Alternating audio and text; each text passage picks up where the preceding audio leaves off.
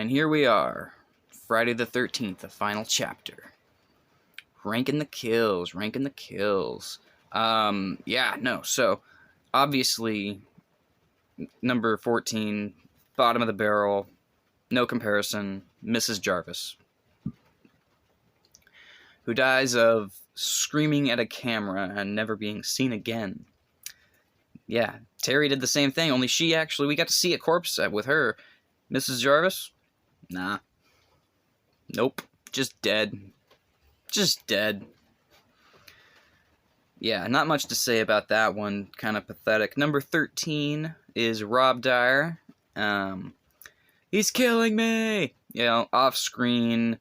I don't include when he gets thrown through the window as part of his kill, because, like, we have footage to reference for his death. It's just in the dark and bad, like, hard to see. It's a hand claw, which is an interesting tool to use for killing, but it's also just, like, it's pathetic. I mean, this character's built up as this guy that's, like, everyone else is there to fucking get laid or just because they live there, but this guy's here to hunt Jason. So when he gets killed with, like, a hand claw in the dark, and he's just screaming he's killing me, like, he can't fight back, it's, like,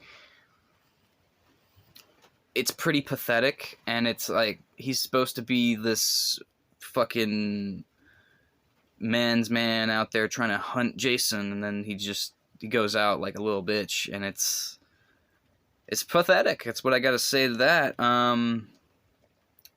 Yeah, number 12, Terry, who is not the same Terry from part 2, who screamed at a camera, obviously. This is Terry the Twin, who gets, one of the coolest off-screen kills so far. I mean, not really like Ned or Bill cool, but, you know, still one of the cooler off-screen kills where she's, her shadow's stabbed with something. I think it was like a spear or something. And then she's thrown against the window with a spear in her back. It's standard. The actually, like, the shadow off-screen part of it was cooler than the other part of it. In fact, I would argue you don't even need that other shot where she's thrown against the thing. But, you know. I mean, whatever. It's neither here nor there. It's just, that's where that kill goes. And the rest of these are more of the actual on-screen, gory kills, you know. And for number 11, we got Nurse Robbie Morgan. Yes, they have a character named Robbie Morgan and a character named Rob Dyer in the same movie, which, like, if you're trying to keep track of names of characters with all the Eddies and Tinas and shit, this is another confusing thing, but, you know, whatever, it doesn't matter. Much. But yeah, no. Choke slammed against a wall, lifted up, stabbed with a scalpel, and gutted. I mean, a lot of the gutting is off camera. It's really more just about the shock and the brutality of it all, not really the gore. It's very swift. I like the kill, but it's not as cool as any of the other kills that I haven't listed yet. So, at number 10, we got Tina, who's ripped out a window and thrown to a car. Not a gory kill, it's more of a stunt, action-y type thing than it is like a horror thing. And I like the way the vehicle crashes when she lands, but I think the idea is kind of stupid as far as like a slasher kill. I mean, it's unique and it's interesting, but it's also just like, I don't know. It's comparatively tame to the other kills that have more gore and are more personal than just yeeting someone out a fucking window. Like, I don't know. At number 9, we got Hitchhiker Banana Girl with getting stabbed through the throat. Pretty cool kill. The banana does make it less... Like, the banana adds a layer of humor to it that lessens the impact of the kill a little bit for me. But other than that, I think it's pretty cool. It's just not as, like, personal or as gory as the other kills, and you don't know who the fuck this character is, so you care less when she dies, so... That's really why it's so low. I mean, it's decent. I mean, it's stabbed through the neck. It's pretty fucking cool, but, like, it's not as cool as the other kills, so. At number 8, we got Samantha, who gets stabbed through the raft. The best part of this kill is just how badly she's acting at being killed, where she's just like, ah! That's funny. And that's why this kill works, is because it's funny. It you have to laugh when you see this kill. It's very shocking, but like once she starts making that noise and sticking her tongue out, it's laughs. It's laughs galore. And, you know, laughs are not really what I'm looking for in this ranking.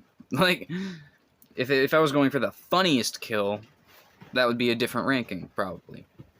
Maybe. But, you know, I don't know. At number 7, we got Sarah, one of my favorite characters, who gets an axe thrown through a door into her chest. Yeah, no, the axe, it just doesn't look like it lines up right when you watch it. Like, the axe looks like it's coming through the head of the, but it comes into her chest, and then she just falls. It's very quick. Yeah, no, it's not really, like, it's not my favorite. I do like that they took I like the way the axe goes through the door before it hits her to make it look, again, give it that weight, that Tom Savini flair of, like, the axe kills, where the axe has weight before it hits the girl. And in this one, I think it is not as good. I mean, it's right between the tits, which is not as brutal as an axe to the face is, you know. At number 6, we got Paulie. Paul gets, again, not the same Paul from part 2, gets stabbed in the dick with a spear gun, lifted in the air, and then the spear gun is pulled to shoot a spear up into him. And, it's really dark. I'm not saying, like, I mean, like, visually, it's a dark scene, so, like, it's, you know, that's going against it. Just the idea of him getting stabbed in the dick is cool, but, like, it's not intensely graphic because it just looks like weapon, blood, pants. You're not really, it's, like, there's not, like, flesh going on in that gore like a throat slit would be, or, like, a fucking something else like that. Like, a cleaver to the face is more gory than a spear gun to the dick, because you're just putting blood on jeans. I don't know. But that's kind of where I'm going with this, is like, that one's, yes, brutal, but also less immediately gory, and also a character you care less about, so it's not as impactful. I mean, dude was gonna cheat on his girlfriend in front of her. Like, what? I mean, it's not like it would be better if he wasn't in front of her, but it's still cheating. I don't know. The fact that it's in front of her just kind of makes him dumb, too. Alright, number 5 is Ted, and I love this kill. A knife to the back of the head through the projector screen, and we get to see the projector slit as he falls. Again, adding that extra actual weight and depth to the weapon in the same shot as, like, the death itself. Like, I think that's a great kill. Funny character. I love that scene. Number 4 is Deadfuck Jimmy with the cleaver to the face. Fucking gnarly kill. I like that it, like, lines, like, right like that.